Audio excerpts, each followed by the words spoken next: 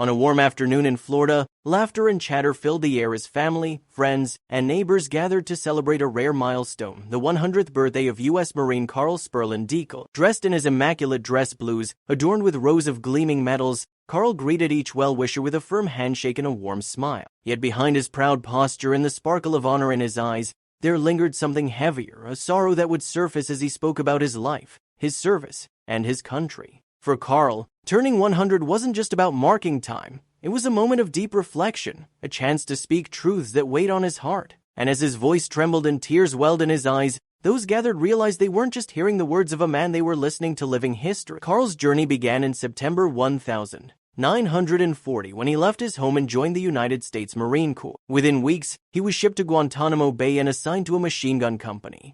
It was the start of a chapter filled with fear, courage, and unshakable brotherhood. He would go on to earn one of the nation's highest honors, the Silver Star, for gallantry in action during World War II, a medal he still calls his pride and joy. Yet, as he looked back on his service that day, his words carried not only pride but a deep ache. "People don't realize what they have," he said quietly, his voice breaking. "The things we did and the things we fought for, the boys that died for it, it's all gone down the drain."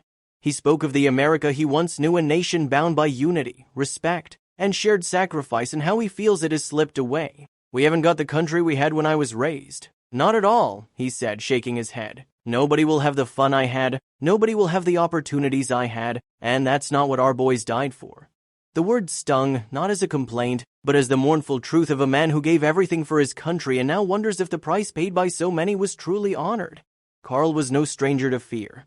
"We were scared all the time," he admitted. "From Pearl Harbor on, we knew we were vulnerable. Yet despite the danger, he never hesitated to do his duty. Even now, at 100 years old, he says without hesitation that if he were the same age again, he would serve all over again. It was an honor to serve my country," he said firmly. "If I had to do it again, I'd do it in a heartbeat." After the war, Carl returned home, one of the fortunate ones, but never stopped serving. He poured his time and energy into helping others, donating to food banks, serving his church, and supporting his community. He lived with gratitude for the life he had, never forgetting those who didn't make it back. And while he carries the weight of loss, he also carries a philosophy that has kept him going for a century. Everything's beautiful. Live every day to the fullest. Enjoy everything you possibly can. The day of his celebration carried an extra layer of poignancy. That very morning, America had lost Herschel Woody Williams, the last surviving Medal of Honor recipient from World War II. Like Carl, Woody was a Marine, a hero who had fought at Iwo Jima and received his medal from President Harry Truman himself. Woody, too, had spoken of his hope to see patriotism rekindled in the country he loved. Their voices, though coming from different places, blended into one powerful message. America must remember. As the sun began to set and the birthday cake was cut, Carl's mood lightened. Surrounded by laughter, he smiled and tapped his fork against his glass. "I can't believe I'm 100, he joked. "I'm just going to keep on keeping on."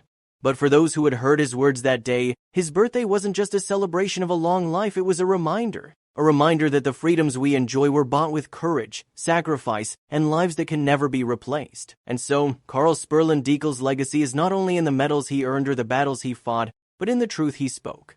That patriotism, unity, and respect for one another are treasures worth protecting. He may have turned 100 that day, but his message will outlive him, carried forward by those who understand the value of what was fought for, and the duty to ensure it is never forgotten.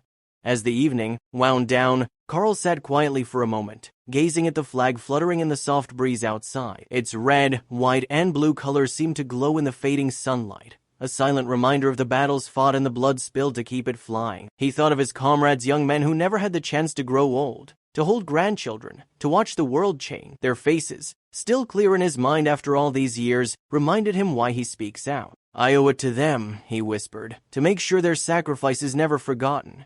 It was not a plea for sympathy, but a call for awareness, a hope that people today would recognize the fragility of the freedoms they enjoy. Later that night, as Carl prepared for bed, he reflected on his century of life.